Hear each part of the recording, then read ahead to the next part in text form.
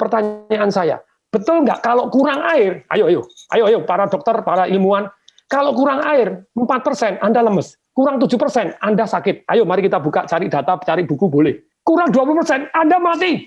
Anda kurang 20% apapun boleh, kurang protein, kurang kalsium, kurang oksigen 20% Anda masih hidup.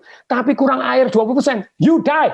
Pertanyaan saya, kenapa di rumah sakit tidak diwajibkan minum? Halo rumah sakit, ini penting sekali. Kenapa tidak diwajibkan minum? Saya ini tidak punya pengalaman sakit, saya diinfus. Karena diinfus saya pikir tidak perlu minum. Jadi saya merasa kondisi saya drop luar biasa karena kurang air. Nah sekarang kan sudah ada penelitian bahwa ternyata kalau yang namanya orang kena COVID itu darahnya mengental, makanya dikasih heparin, dikasih aspirin. Kenapa dikasih heparin? Suruh minum, woi.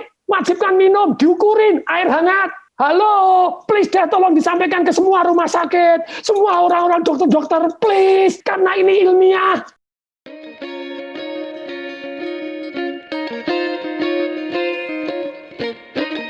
Halo netizen, apa kabarnya? Semoga tetap sehat dan semangat selalu ya.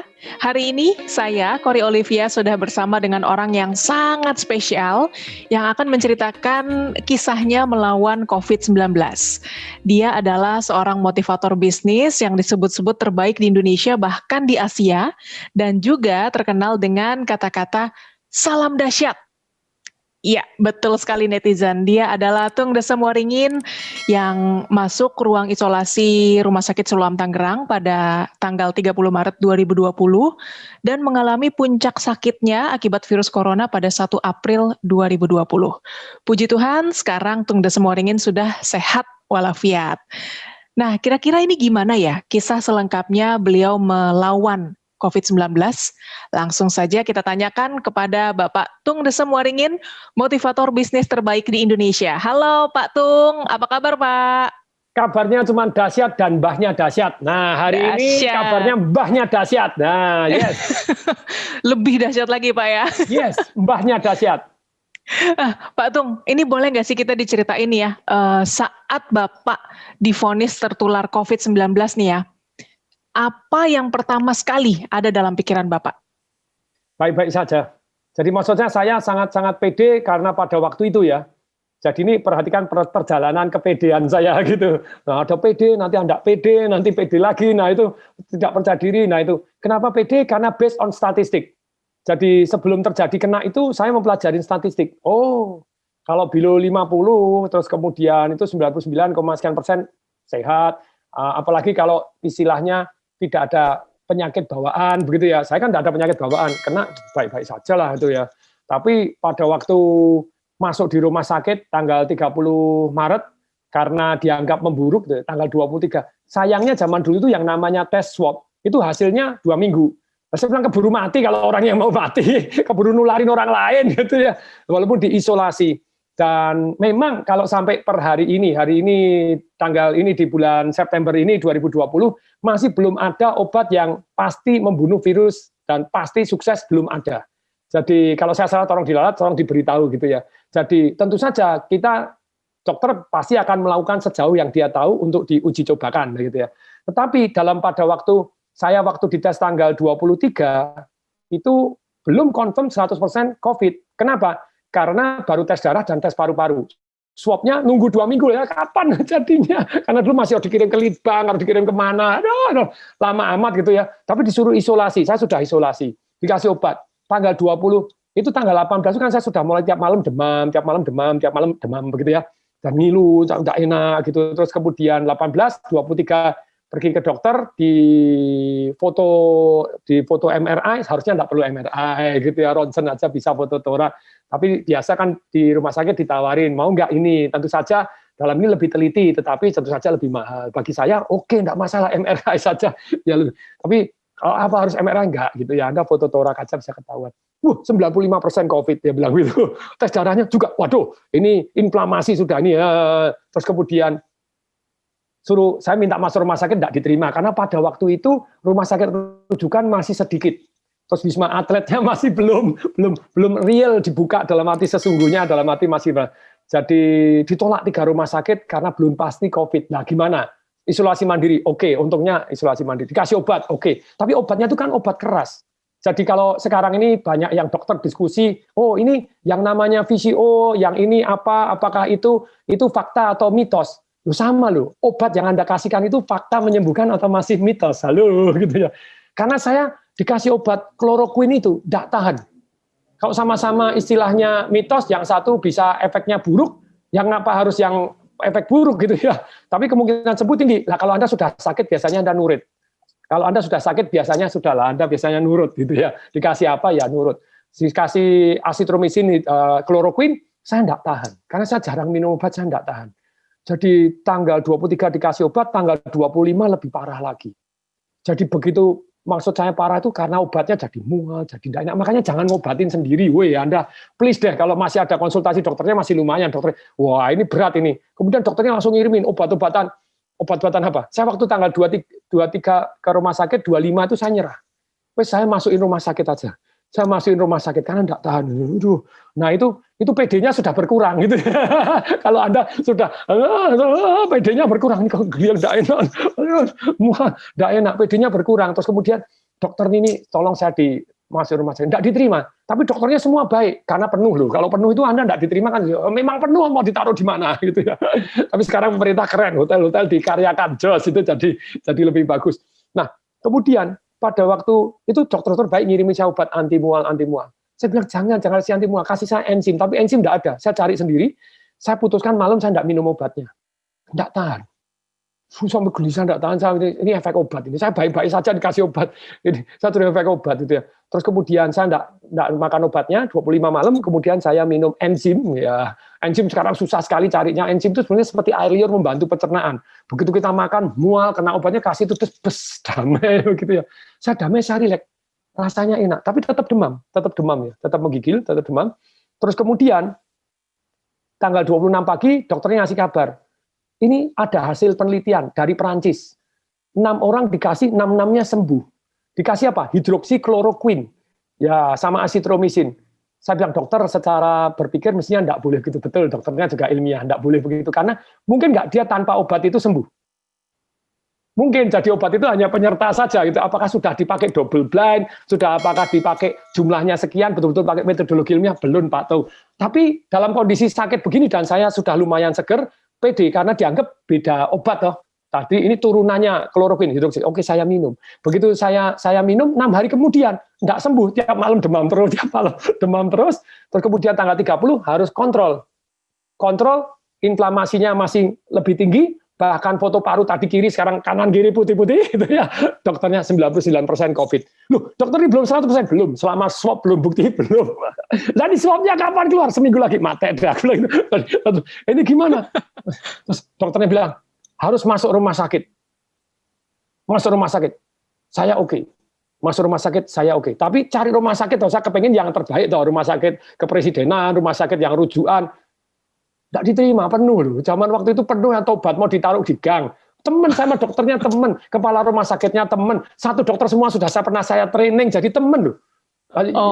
Yang satu ya akhirnya dokternya bilang, Pak Tung ini sini ada baru aja orang keluar, cuma ada satu kamar kosong, Pak Tung nggak bisa milih. Jadi mau nggak? Tolong diputus dalam 5 menit. 5 menit saya usaha cari yang rumah sakit yang saya rujukan, yang mau saya pilih, yang kepala rumah sakit kenal, dokternya kenal semua, atas sampai bawah kenal, tak bisa itu ya. Semuanya jadi, penuh. Nggak bisa, akhirnya ya sudah. Penuh lah, itu kalau Anda penuh coba taruh di mana, jangan sembarangan loh. Gitu. Nah akhirnya tanggal 30 saya masuk, sudah nggak milih kamar, ya sudah ada, ini ada. Waduh, asuransi saya itu bisa 12 miliar. Jadi sebetulnya kamar itu saya bisa yang super VIP, yang apa yang gede, pokoknya oke gitu ya. Tapi enggak dapat. Sudah enggak ada jendelanya, kecil banget, lumayan ada kamar mandinya.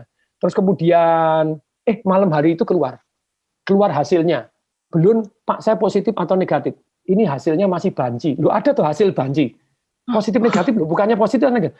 Loh kok saya bingung. Oh, berarti saya belum dikonfirm. Ya kalau lihat dari parunya 99% udah COVID gitu ya. Terus kemudian tanggal 30, nah saya diinfus. Nah ini kelemahan yang luar biasa. Teman-teman perhatikan baik-baik kalau Anda yang sudah kena ataupun Anda yang belum kena. Ini pasti bukan hoax, ini fakta begitu ya. Saya kalau Anda kurang minum, makanya kemarin saya diskusi sama dokter-dokter. Dokter kenapa kok pasien tidak diwajibkan minum? Kalau anggap VCO masih mit karena belum terbukti baru diteliti. Saya bilang obat-obatan Anda apakah sudah terbukti? Belum juga, masih diteliti. Tapi Anda sudah boleh pakai ini, kenapa Anda boleh pakai yang aman? Saya bilang gitu ya. Oke, yang pasti aman begini. Saya tanggal 30, kemudian malah drop. Kondisinya malah drop. Di rumah sakit malah drop. Energinya jadi low. Terus kemudian malam masih menggigil. Tanggal 31 kan saya minta pindah. Oh Pak Tung, ini ada kamar yang ada jendelanya, tapi tidak ada kamar mandinya. Aduh, saya tidak mantep. Oke, saya lihat dulu aja ya, tidak usah pindah. Saya lihat, waktu lihat berdiri tidak bisa. Geluyur dulu. Saya tuh pantang sekali. Dari dulu pantang. Kalau bisa jalan-jalan, bisa sendiri-sendiri, tidak mau. Jadi karena akan melemahkan. Tapi itu tidak kuat. Jadi susternya bilang, pakai kursi roda aja. Enggak. Soalnya waktu saya jalan, udah bisa. Akhirnya ngalah pakai kursi roda. Tanggal 31 menurun, pakai kursi roda. Dibawa nonton, aduh kamar mandinya harus di luar. Saya bilang, enggak deh, saya tetap yang kamar mandi dalam, walaupun kamarnya kecil, walaupun enggak ada jendela. Tanggal 31 malam mulai mau gigil lagi lebih parah. Kemudian dikasih paracetamol ya untuk penurun panas. Oke. Terus kemudian jam 3 saya bangun enggak bisa bernapas. Kemudian lah itu PD-nya berkurang 16 itu. Jadi kalau Anda bilang PD ya sudah enggak bisa napas, coba Anda enggak bisa napas. Agak bilang bisa percaya diri lagi. Anda enggak menggigil, enggak bisa kebangun, enggak bisa napas, ngebel susternya langsung dikasih masker oksigen. Kasih masker oksigen, terus kemudian 30 menit kemudian diambil analisa gas darah, bukan oximeter tapi analisa gas darah. Jadi dicoblos arterinya. Jadi nyoblos itu bukan tes titik gitu, enggak, harus cari arteri. Jadi bukan pembuluh darah balik yang masih pure dari jantung. Dicoblos 3 kali enggak keluar airnya. Sini enggak keluar, sini sampai melentung segede bola pingpong jadi hitam. Sini 7 kali enggak keluar airnya. Susternya bilang, "Kurang minum, Pak Tung." Langsung saya minum langsung 1 botol. Gluk, makin menggigil. 600 cc langsung menggigil. Jam 4 menggigil. Wah, itu PD-nya amblas. PD-nya sudah amblas. Nah, saking amblas, saya sudah, waduh ini bahaya. Saya apa? Pesan-pesan terakhir kepada istri saya. Saya minta dikremasi, ditaruh di sini dulu, samping begini saya pesan-pesan begitu, tapi saya bilang, saya bukan negatif thinking, tapi saya antisipasi, saya tidak halusinasi. Jadi saya akan ngomong yang positif setelah ini, tapi please ini. Dan saya minta untuk charter private jet untuk pergi ke Singapura pada waktu itu. Karena adik saya sakit, saya pernah anaknya yang saya pernah charterkan private jet, jadi kita ada beberapa kali kontak dan beberapa kali pakai, bukan hanya sekali. Jadi ternyata tidak boleh, karena waktu itu kan saya mikir Singapura matinya tidak ada waktu itu. Tapi ternyata di sana juga belum ada obat, digeletak ini kasih vitamin C, dikasih apa aja. jadi sebetulnya plus minus sama gitu ya. Tapi kan kita merasa yang terbaik, usaha toh, apapun yang terbaik. Wah itu enggak berhasil. Saya kan punya teman-teman juga punya private jet. Mas pinjam private jet teman aja. Ternyata enggak boleh. Begitu Anda COVID, enggak boleh, sampai mereka tidak impor penyakit COVID sama sekali. Sakit enggak boleh datang ke sana. Wes titik itu aja, enggak impor. Jadi Anda punya duit aja enggak bisa. Mau apa enggak bisa. Enggak punya rumah sakit enggak dapat ya enggak bisa. Semuanya sama gitu ya. Jadi punya duit enggak bisa. Terus kemudian berikutnya begini. Nah, ya ini yang menarik. Begitu kurang minum, saya mulai terus begitu saya menggigil, saya ngebel lagi. Harus air hangat. Nah ini. Jadi kalau saya ditanya, pertanyaan saya begini, ini ilmiah, tabayun boleh, buka ayo data ilmiah. Kalau obat belum tentu, masih di dalam riset. PCO masih belum tentu. Minyak kayu putih katanya masih belum tentu semuanya. Tapi pertanyaan saya, obat ada efek negatifnya? Ada macam-macam. Ada. Tapi kalau air putih ada efek negatifnya? Ada kalau terlalu banyak. Nah sekarang gini, berapa saya tanya sama teman-teman, berapa ukuran air putih? 8 gelas. Salah 8 gelas Loki atau 8 gelas 1 liter. Yang benar tuh sesuai dengan berat badan. Kalau Anda beratnya 100 kilo, binaraga minumnya 8 gelas Loki ya salah. Pak ya 250 cc tetap kurang. 100 kilo, 8 gelas 250 cc tetap kurang. Saya baca buku itu di Dr. F. Beckman Hellick, itu jadi dia ngomong begini, bahwa manusia itu butuh air. Air berapa? Minimal 30 cc per kilogram berat badan. Saya misalnya bobot 80 kilo dengan tinggi 183. Bukan 8 gelas, yang benar 2,4 liter, 30 cc kali kilogram per berat badan. Pertanyaan saya, betul nggak kalau kurang air, ayo para dokter, para ilmuwan, kalau kurang air 4% Anda lemes, kurang 7% Anda sakit. Ayo mari kita buka, cari data, cari buku boleh. Kurang 20% Anda mati. Dalam hidup ini semua boleh kurang 20%. Mati. Anda kurang 20% apapun boleh. Kurang protein, kurang kalsium, kurang oksigen 20% Anda masih hidup. Tapi kurang air 20%, you die. Pertanyaan saya, kenapa di rumah sakit tidak diwajibkan minum? Halo rumah sakit. Ini penting sekali. Kenapa tidak diwajibkan minum? Lu Patung kan harusnya minum sadar sendiri, tidak bisa. Saya ini tidak punya pengalaman sakit, saya diinfus. Karena diinfus saya pikir tidak perlu minum. Jadi saya merasa kondisi saya drop luar biasa karena kurang air. Nah sekarang kan sudah ada penelitian bahwa ternyata kalau yang namanya orang kena COVID itu darahnya mengental, makanya dikasih heparin, dikasih aspirin. Kenapa dikasih heparin? Suruh minum, woi. Wajibkan minum, diukurin, air hangat. Halo, please deh tolong disampaikan ke semua rumah sakit, semua orang-orang dokter-dokter, please. Karena ini ilmiah. Anda bilang kalau VCO belum terbukti obat-obat, Actemra apakah pasti saya dikasih Actemra, satu suntian 12,9 juta. Ternyata saya baca, betul itu menurunkan inflamasi. Tetapi kalau Anda kena pneumonia, kena TBC, kena itu mati loh. Banyak yang itu ada penelitian tuh dikasih 5, ada yang ini mati loh, ada yang bahaya. Makanya saya suruh tanda tangan tuh, if something happen. Nah kalau itu belum terbukti menyehatkan, kalau air terbukti kalau kurang mematikan, kenapa tidak diwajibkan minum? Hoi. Sorry, saya sangat-sangat emosional karena saya ngerasain tidak bisa bernapas seperti apa. Mestinya kan air toh, supaya airnya, aduh nih, jadi diwajibkan minum. Jadi wajib, halo, diukurin, wajib minum, ayo minum sedikit, 100 cc air hangat, 100 cc air hangat. Kalau Anda tidak percaya, perhatikan, kalau Anda lagi demam panas, Anda minum air hangat langsung, Anda beres keringetan, diukur, langsung suhunya turun kok. Iya. Coba, kalau ini sudah terbukti menyembuhkan, kenapa kok tidak diwajibkan? Wajibkan, boy. Saya sangat-sangat gemes ini. Semoga ini jadi viral, tidak apa-apa. Jadi amin. Diwajibkan. Jadi jangan obat doang, jangan infus doang. Kalau memang kurang harus wajib dijami. Sekian minum sudah belum, diukurin, diiniin, kasih air hangat. Nah kan tubuhnya jadi darahnya jadi mengalir lebih lancar. Terbukti. Kemudian saya jam 4 pagi tadi, ya kalau orang sakit sudahlah. Jangan Anda ngomong bahwa VCO itu hoak, baru diteliti. Sama toh, masih baru diteliti, jangan diomong hoak. Kalau diomong hoak itu melemahkan semangat. Kalau orang melemahkan semangat, orang kan jadi, percuma, jadi tidak punya harapan. Padahal harapan itu energinya luar biasa tinggi. Jadi please deh para dokter, teman-teman, please deh, based on farmakologi boleh nggak boleh, tapi farmakologi Anda juga belum terbukti loh. Berarti Anda mitos juga. Enggak, tapi Anda, oh ya Pak, ini sejauh logika memandang. Iya, sama. Kalau air, efek negatifnya kalau terlalu banyak, ya Anda kembung, ada gini ya, ada ukurannya 30 cc per kilogram, diwajibkan dong, minum. Lebih kemungkinan sehat lebih tinggi daripada Anda tidak perhatian terhadap mereka minum nggak. Ketika orang lemes, gini diinfus terus kemudian tidak minum, lah ya kasihan toh ya. Nanti dites darah tidak keluar, dianggap darahnya mengental. Setelah mengental dikasih heparin, dikasih aspirin. Aduh, suruh minum. Wajib. Minum air putih hangat ya. Air putih hangat itu yang paling penting ya, Pak Atung ya. Dan ukurannya 30 cc per kilogram berat badan. Nah kemudian saya setelah minum air putih, terus kemudian jam 4 itu. Sebenarnya kalau sakit Anda pasrah, dikasih obat apa aja Anda nurut. Nah, saya baca artikel, ada satu Ibu Monik yang kena begini berat sekali, terus kemudian minum VCO. Lah saya dikirimin VCO.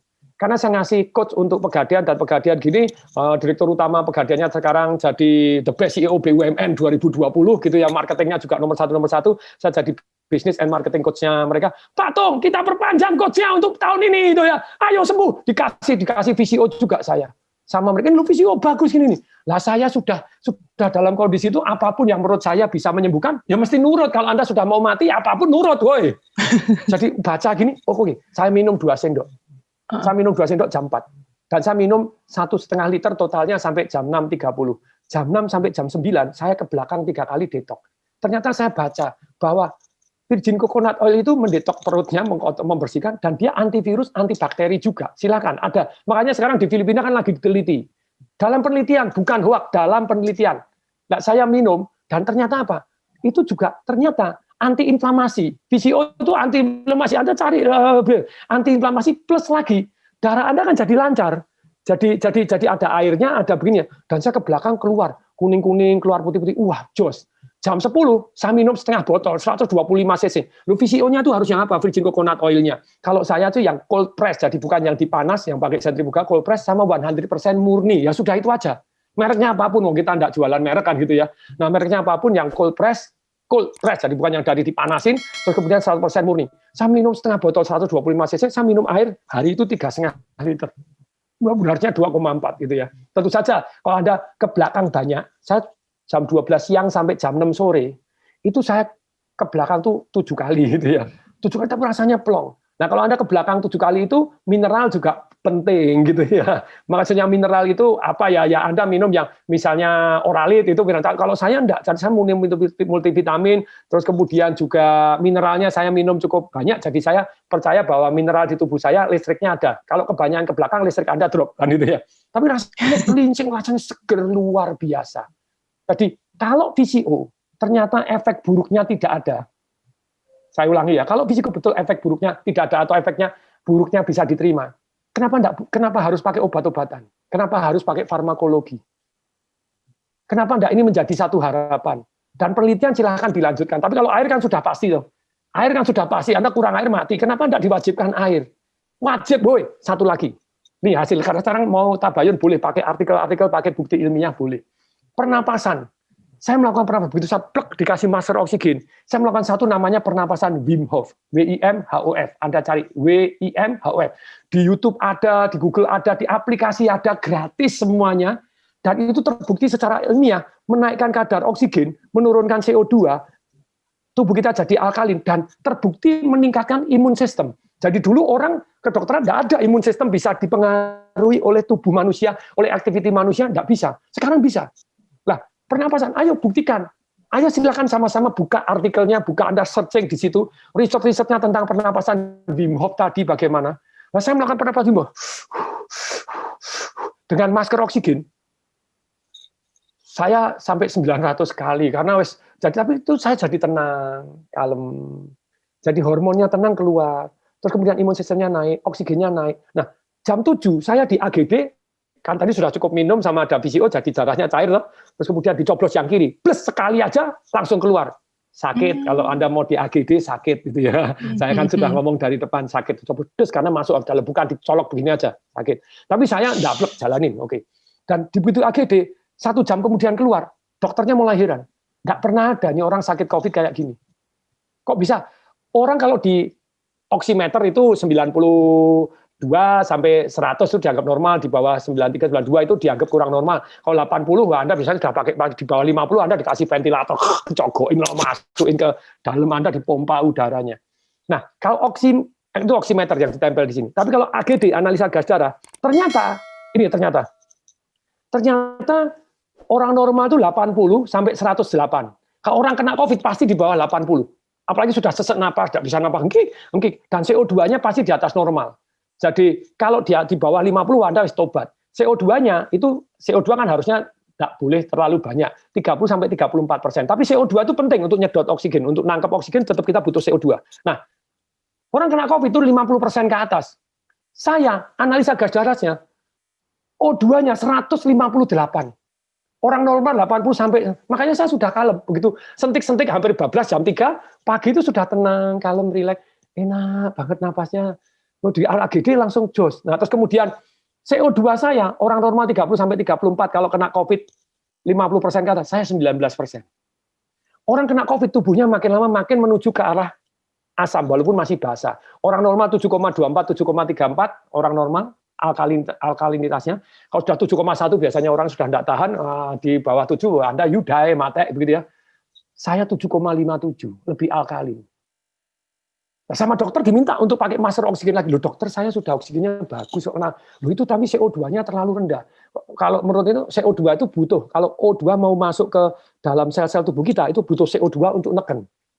Nah itu terlalu rendah loh dokter. Kemudian saya cariin artikel, akhirnya dokternya selesai praktek jam 10 malam, saya salut luar biasa, dokter ini luar biasa, karena terbuka, karena ada banyak dokter yang sombong, kamu tahu apa? Nah, gitu. Kalau ini terbuka, kemudian dia langsung diskusi 45 menit, saya kasih artikelnya, ini kita baca bareng, kita begini-begini, hasil penelitiannya ada, gitu ya, hasil penelitian dari rumah sakit ini, dari universitas ini, imun sistem naik, memang jadi alkalin, CO2-nya memang turun, O2-nya jadi tinggi. Oh, pantesan. Jadi dia mulai, oh pantesan. Nah sekarang yang menarik, kepala rumah sakitnya, yang sempat saya tinggal, jadi sekarang kalau ada orang yang susah sesak napas, begitu dikirimin ke saya, mau enggak dibantu, belajar pernapasan sama Pak Tung di Semparingin. Saya bilang sebetulnya enggak usah loh, videonya kirimin, belajar sendiri bisa, tapi manja. Jadi dari kepala rumah sakit dikirim ke saya, oke gini. Nah ternyata terbukti menaikkan O2. Kalau Anda enggak percaya, pakai oximeter aja deh. Anda kena COVID atau oximeter, ditempel begini. Oximeter ada berapa? 92, 80, 85 atau 96, 98%. Coba Anda pernapasan Wim Hof. nanti Anda 10-20 kali sedotan, langsung jadi 99, jadi 100. Seketika. Saya berkali-kali di rumah sakit kan tiap hari diukurin. Saya bilang, oke, berapa 98? Tunggu, jangan dicatat 98. Dalam 2 menit tak buat jadi 100. Sambil dia meriksa yang lain, tuh 100. Oh, bisa ya Pak Dong ya, bisa dipengaruhi ya, bisa lah. Kenapa enggak bisa? Nah kalau sekarang sudah terbukti pernapasan ini membantu kita. O2-nya naik, CO2-nya jadi turun, membuat orang yang kena COVID jadi lebih tenang. Kenapa tidak diwajibkan? Loh Pak, perlu pembuktian dulu, silakan. Kalau air kan tidak perlu dibuktikan, toh. Halo, Anda sudah sepakat semua, toh. Kalau pernapasan dianggap betul-betul bermanfaat, kenapa tidak diwajibkan melakukan pernapasan? Ini pernapasan, tapi saran saya Wim Hof, karena itu sudah by science dibuktikan di universitas, meningkatkan imun sistem, O2-nya naik, CO2-nya turun, dan tubuh kita jadi lebih alkalin. Halo, ayo, Tabayun, ayo buka. Kalau itu terbukti, kenapa harus pakai obat-obatan terus? Obat-obatan boleh nggak? Boleh. Tapi sama toh, obat masih belum 100% toh. Kalau air sudah terbukti 100%, kalau Anda kurang, you die, kenapa tidak? Oksigen pernapasan ternyata betul, ini ada riset-riset yang bisa, kenapa tidak diwajibkan? Ayo dong, di rumah sakit diwajibkan, yang mandiri juga diwajibkan, air hangat, dan plus pernapasan, VCO tambahan lah, karena belum terbukti boleh. Tapi bagi saya, VCO sangat membantu. Saya percaya sekarang baru diteliti di mana itu, di Filipina, kenapa tidak kita melanjutkan penelitian? Oke dah, yang tidak pakai VCO yang ini. Jadi saya memberikan saran banyak. Kemarin sama Dr. Ahmad Yuniarto yang menjadi Wakil Menteri Kesehatan setiap hari tampil di TV, mati sekian. Saya bilang, mestinya yang ditampilkan itu, gini loh ya, datanya itu umur berapa saja, masing-masing matinya berapa. Oh ternyata yang muda-muda yang, terus kemudian yang berikutnya, yang mereka itu umur berapa, mati berapa, itu berapa persen yang penyakit bawaan. Ada penyakit. Jadi kita mulai tahu, oh kalau Anda diabetes, jangan keluar deh. Jangan keluar, Anda harus super lebih hati-hati. Anda punya penyakit pneumonia, hati-hati. Anda punya sakit jantung, hati-hati. Anda punya sakit liver, jadi Anda punya sakit ginjal, hati-hati. Tapi yang paling bahaya diabetes. Jadi orang tahu persis, oh kalau saya sakit ini berbahaya. Nah kemudian berikutnya yang ketiga, dicari siapa? Orang yang sakit, yang ternyata sembuh. Tadi ada diabetes. Umur 70 tahun ke atas, kena diabetes, tapi sembuh. Apa yang dia lakukan? Holistik, bukan hanya pendekatannya farmakologi, tapi holistik. Karena tadi kalau air terbukti penting, kenapa tidak diwajibkan minum air? Pernapasan penting, kenapa tidak diwajibkan? Jadi jangan hanya obat boleh, please deh. Sejauh Anda tahu boleh, tapi kalau air terbukti kurang mematikan, kenapa tidak diwajibkan minum air? Air hangat, hoi. Ini saya beberapa kali ini saya sampai sedemikian ini kan berarti benar-benar ada something yang menurut saya, ayo toh, Anda teliti. Lo mosok tuh dicoba, ini enggak boleh minum air, ini yang harus minum air nanti sembuh, enggak mati, enggak ya enggak etis. Kalau air sudah terbukti ini yang harus kasih deh. VCO sambil jalan, kenapa enggak? Itu Pak, itu masih mitos, belum terbukti. Lo kalau belum terbukti, obat Anda apakah sudah pasti terbukti? Kalau obat sama-sama belum terbukti, ini efeknya lebih ringan dan kalau Anda percaya enggak? Kalau Anda yang sakit, saya enggak memujikan Anda sakit, siapapun Anda yang sakit, apapun dilakukan loh. Suruh minum obat ini, nanti kalau kemungkinan mati ya daripada ini ya batik sungguhan ya apa ya, suruh apa ini. Lah kalau VCO kan baik-baik gitu ya, kenapa enggak gitu loh.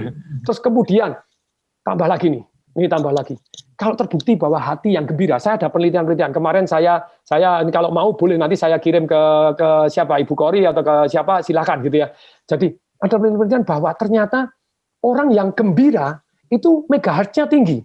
Orang yang marah megahertznya rendah. Dan orang yang megahertznya rendah kena sakit macam-macam. Jadi ada sekarang yang namanya bahkan ada buku yang judulnya Health as Voltage. Health itu ada electricity-nya. Nah ada juga yang Power vs Force, itu bukunya juga ada.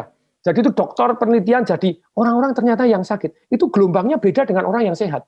Nah kalau orangnya supaya gelombangnya naik, nah itu ada perasaan bersyukur, penuh harapan, terus kemudian juga nyanyi-nyanyi, itu nyanyinya tentu saja nyanyi yang gembira, nyanyi yang sedih-sedih gitu. Terus kemudian ketawa tanpa sebab. Makanya pada waktu saya hari ini, teman-teman saya yang sakit, saya kirimin video-video humor. Saya ajak yang lucu-lucu ya. Yang lucu-lucu. Wes pokoknya yang lucu-lucu segalanya, pokoknya Anda search aja lawak gitu aja di YouTube banyak-banyaknya. Stop berita yang negatif. Berita negatif penting enggak? Penting. Supaya apa? Supaya Anda takut, supaya Anda waspada. Tapi kalau Anda sudah kena, ya makanya saya bilang bagi berita dua deh. Jadi orang-orang yang khusus di TV dikasih data-data, lu nih kemungkinan sembuh Anda tinggi, kemungkinan Anda sembuh tinggi. Tapi yang di luar ya Anda mati bahaya ya Anda harus hati-hati boleh. Tapi kalau orang sudah sakit jangan mendengarkan berita-berita seperti itu. Kalau orang nyepelein jadi OTG orang tanpa gejala, nularin orang banyak, nularin saudaranya, bawa saudaranya mati, orang tuanya kan jadi sedih luar biasa. Anda tidak merasa bersalah, karena Anda sehat-sehat saja. Tapi orang yang Anda cintai meninggal, yang kena penyakit bawaan tinggi, yang umurnya sudah, nah please deh. Nah sekarang hati yang gembira, boleh kok, ayo tabayun kepada saya buka-bukaan zata gitu ya. Kenapa nggak diwajibkan? Yo, kenapa nggak diwajibkan kalau ternyata secara ilmiah terbukti bahwa menaikkan imun sistem dan megahertznya tinggi, energinya tinggi. Kenapa diwajibkan? Nyanyi bareng, ayo nyanyi walaupun pakai masker, nyanyi, nonton video lawak, itu diwajibkan. Kan itu cost nothing toh, cost nothing. Atau memang harus yang bayar mahal yang baru dikerjakan? Iya, memang hati yang gembira adalah obat ya, Pak Tung ya. Bahkan saya nih di IG saya waktu saya cerita saya nyanyi, saya tuh suster masuk saja nyanyi, cleaning service masuk saja nyanyi, dokternya sajak nyanyi saja joget-joget, sampai di Instagram saya tung@desemwaringin.tdw, Anda lihat ada yang dokternya sajak nyanyi joget-joget, dan saya munculkan saya jadi pasien yang gembira. Bahkan pada waktu PD saya berkurang karena wah ini mungkin bisa bablas loh. Tanggal 1 April jam 4 pagi tadi saking menggigilnya susah napas tadi, saya sampai doa, Tuhan, saya bersyukur sudah dikasih hidup sampai hari ini. Kalau diperkenankan Tuhannya, misalnya saya diperkenankan kasih saya panjang umur dan sembuh dari penyakit ini. Tapi kalau saya harus diambil, izinkan ya, diambil dengan gembira.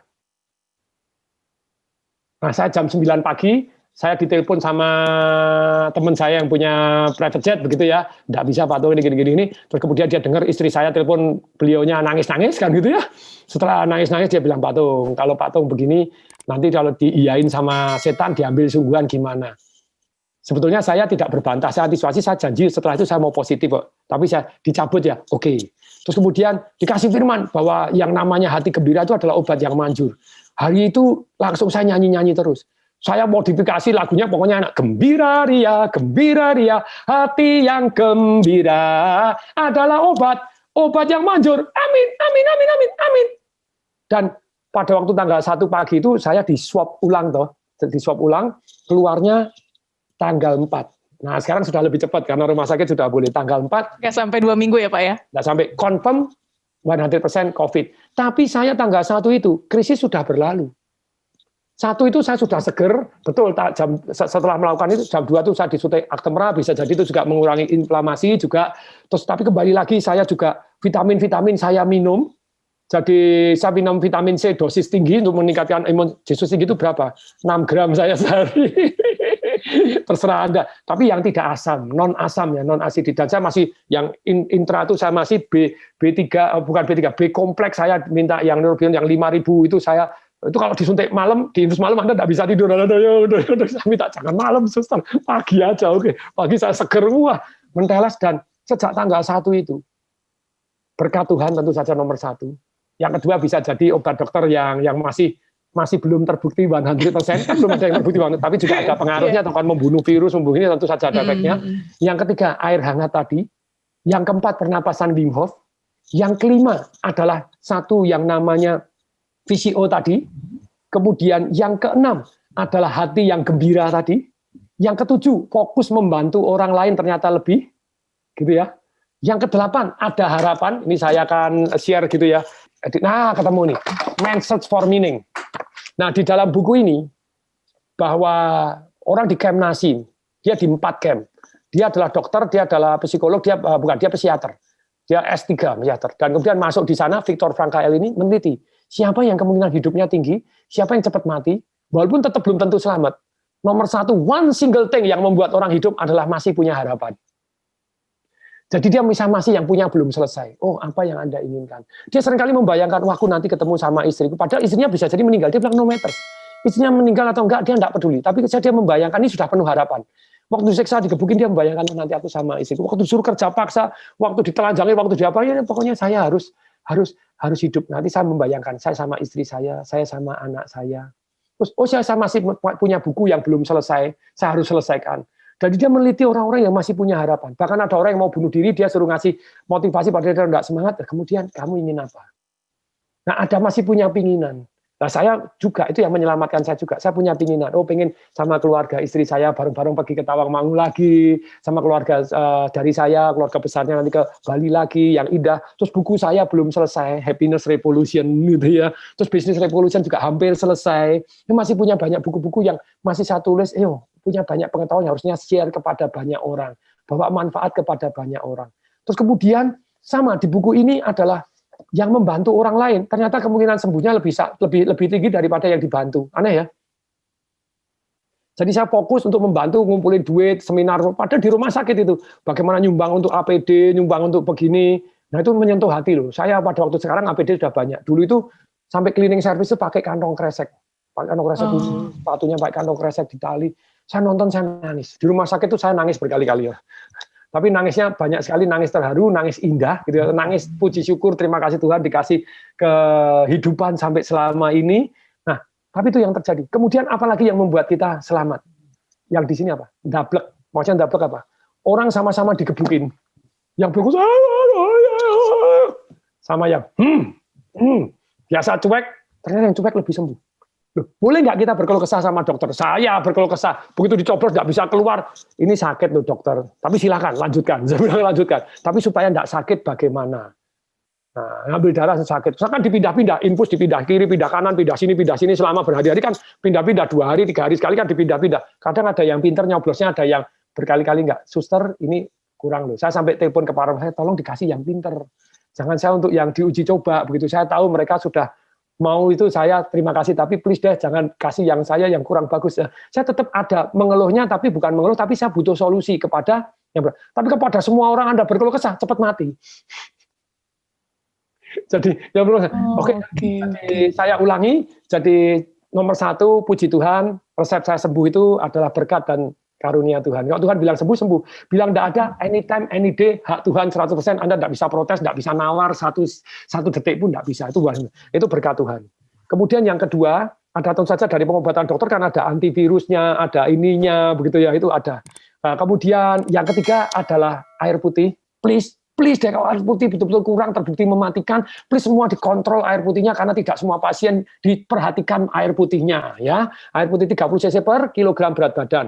Anda 100 kilo ya 3 liter minimal. Air hangat. Air hangat. Kemudian yang keempat adalah pernapasan Wim Hof. Anda cari WIM, HOF, Wim Hof. Oke. Yang kelima adalah VCO. Bagi saya VCO mendetok dan membuat antiinflamasi, sama juga mencairkan darah. Heparin juga begini, ini juga mencairkan kok gitu ya. Jadi VCO berapa banyak? Kalau saya sih 2 sendok, terus kemudian saya tidak ada ukurannya, saya masih belum ada penelitiannya, saya 2 sendok, terus kemudian detok ke belakang, kemudian siang saya 125 cc ke belakang, besoknya 5 sendok, hari kedua ke belakang lagi, besoknya tinggal 100 cc, hari ketiga saya habisin semua, ke belakang lagi, hari keempat saya 5 sendok lagi, hari ke-6 5 sendok, hari ke-5, ke-6, ke-7, ke-8 saya sudah tidak ke belakang lagi. Kelihatannya sudah terbiasa, jadi sudah oke. Sampai sekarang saya masih tiap pagi minum VCO gitu ya. 2 sendok air hangat. Dan saya tidak makan. Dan katanya di penelitian ada di Tiongkok yang nabati base atau yang vegan, tidak ada satupun yang meninggal dunia. Lah kenapa enggak? Dietnya dirubah kan, begitu kan ya? Jadi hari ini tapi ternyata ada yang diet yang bagus sekali, yang tentang telomer, saya terus belajar. Tapi kembali lagi ya, yang kalau Anda tadi sudah mana? 1 berkat Tuhan, yang kedua pengobatan dokter, yang ketiga adalah air putih, yang keempat pernapasan Wim Hof, yang kelima VCO, yang keenam adalah vitamin-vitamin. Vitamin apa sih yang dari penelitian sangat mengaktifkan istilahnya imun tubuh Anda? D3 dan zinc. Saya dapat artikel-artikel gara-gara saya klaim asuransi kan tidak bayar vitamin. Jadi kok tidak dibayar? Loh Pak Tung, selama ini vitamin tidak dibayar. Loh, pertanyaan obat apa yang menyembuhkan? Ini loh, dokter bilang, nah ini obat belum tentu menyembuhkan, tapi imun sistem Anda meningkat. Jadi yang sudah terbukti meningkatkan imun sistem itu D3 zinc. Jadi ini sampai dokter fotonya mana? Saya difotoin sama dokternya. Saya kirim sama asuransinya. Nih, kamu obat tidak diganti, ini tidak diganti. Ini loh, zinc sama ini meningkatkan. Jadi kemudian CE, boleh nggak? Silahkan, CE. Kemudian kalsium, magnesium, itu juga oke. Tapi silakan. Tapi dari hal ini, kalau saya ya misalnya yang sangat-sangat terbukti ya, B kompleks membuat kita jadi lebih segar, C juga meningkatkan imun sistem kita, D3 sangat-sangat penting banget, itu sudah ada penelitian-penelitiannya lagi, meningkatkan suku-suku imun sistem, D3, kemudian K2 juga, D3 sama K2, nah ini sangat penting, vitamin E silakan, tapi dosisnya silakan, konsultasi sama dokter gitu ya.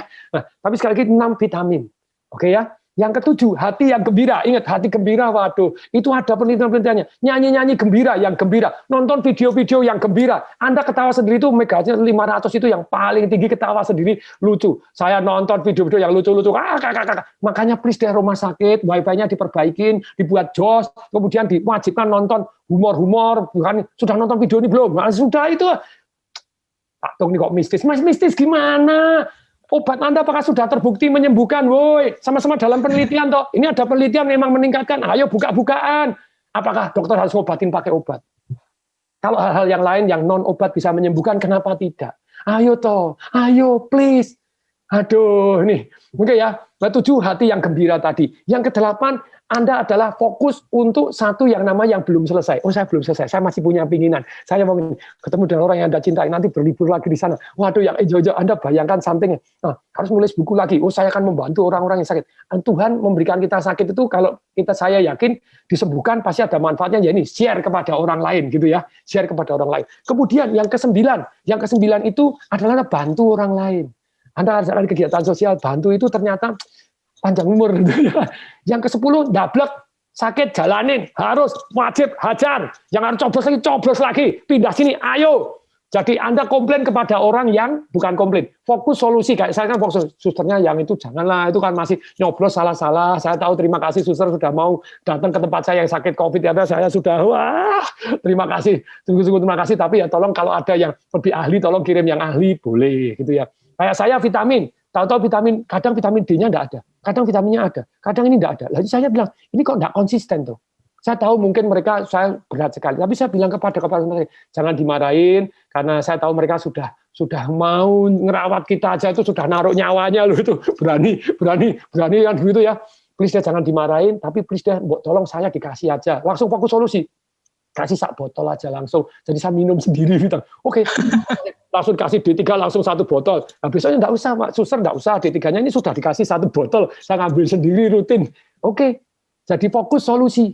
Tapi Anda boleh nggak menyampaikan istilahnya apa yang terjadi? Boleh, tapi fokuslah solusi. Tapi ndablek, jangan berkeluh kesah kepada ayo. Semua orang dikeluh-keluhin, Anda energinya negatif, drop, kemungkinan bablas lebih tinggi. Jadi tetap boleh curhat, tapi tetap ada solusi juga ya, Pak ya? Ya. Oke.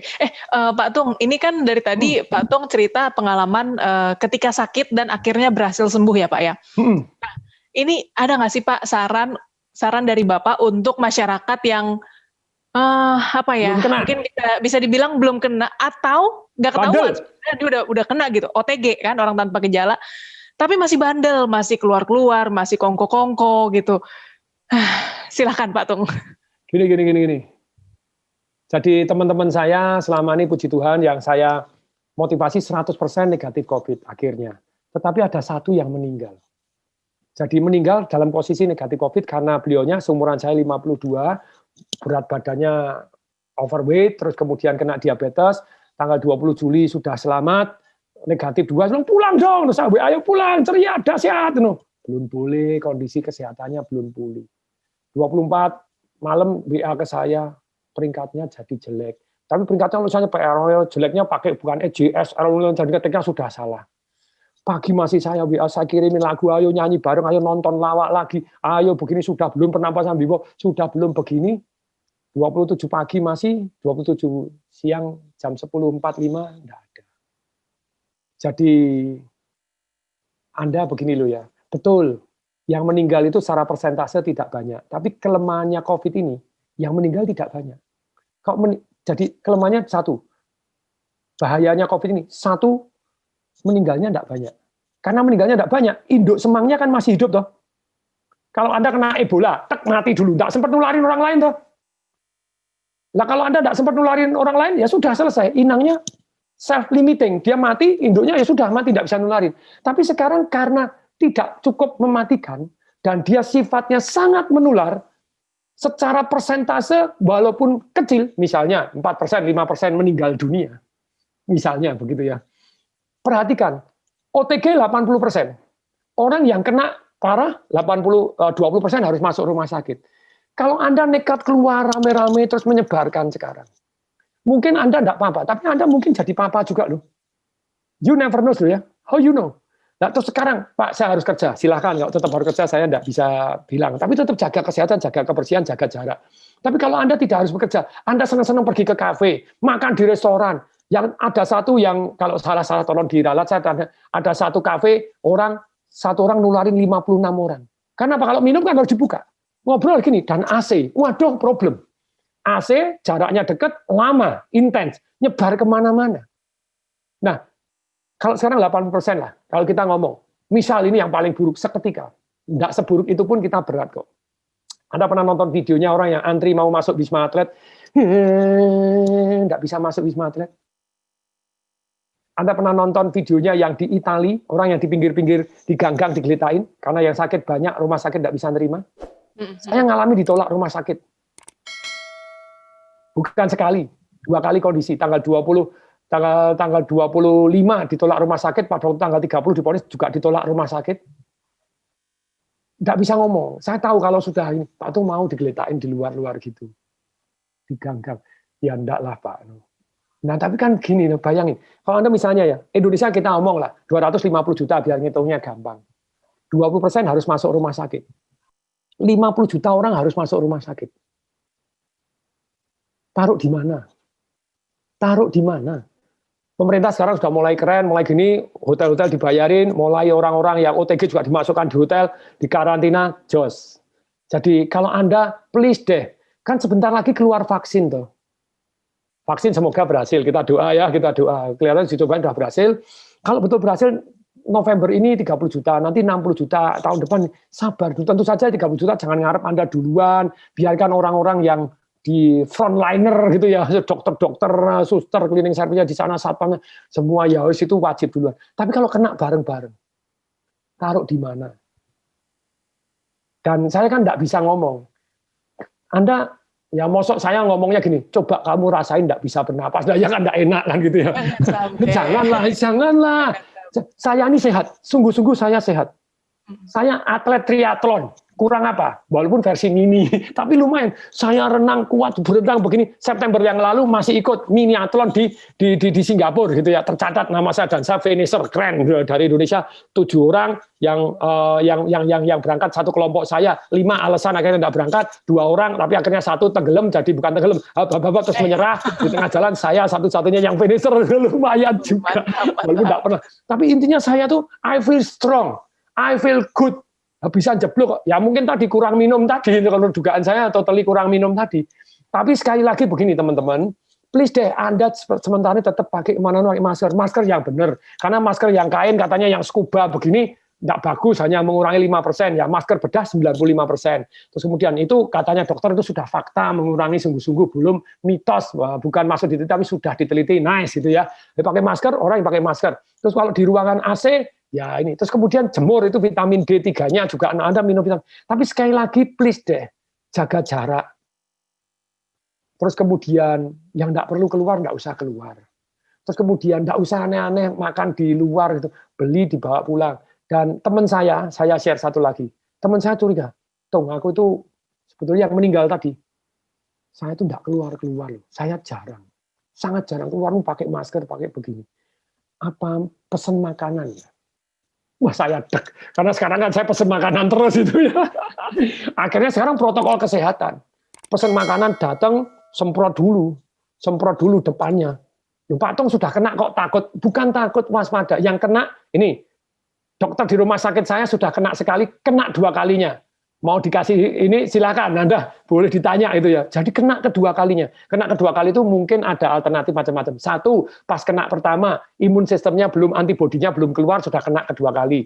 Yang kedua mungkin sifatnya ini seperti ya bisa kena lagi memang gitu ya. Yang ketiga itu kan ada yang antibodi kovalesennya darahnya bisa gini. Yes, yang ketiga itu mungkin sifatnya kovalesennya ini menurun. Kan vaksin tadi bisa menurun, kemudian dalam kondisi lemah dia kena lagi. Kemudian yang berikutnya strain yang lain, virus dalam bentuk yang lain.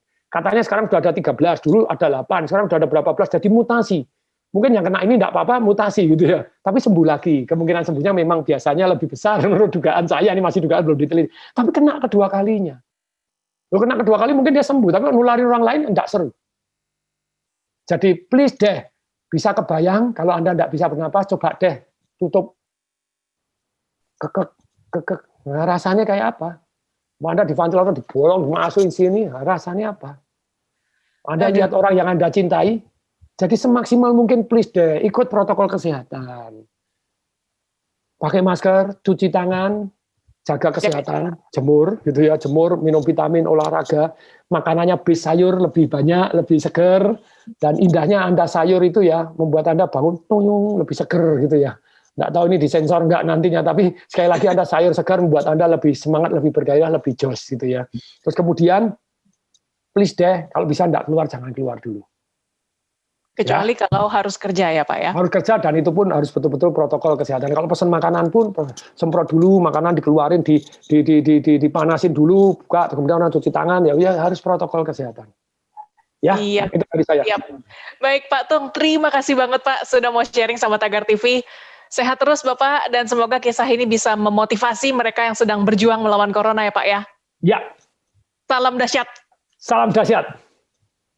Baik netizen, demikian perbincangan saya bersama Tung Desamuaringin, motivator bisnis terbaik di Indonesia. Subscribe YouTube channel Tagar TV dan klik loncengnya juga untuk mengikuti video menarik membahas topik terhangat hanya untuk Anda. Dan please banget, tetap di rumah. Kalaupun Anda harus keluar rumah, ingat selalu 3M, memakai masker, menjaga jarak, dan mencuci tangan. Saya Cory Olivia, Tagar TV.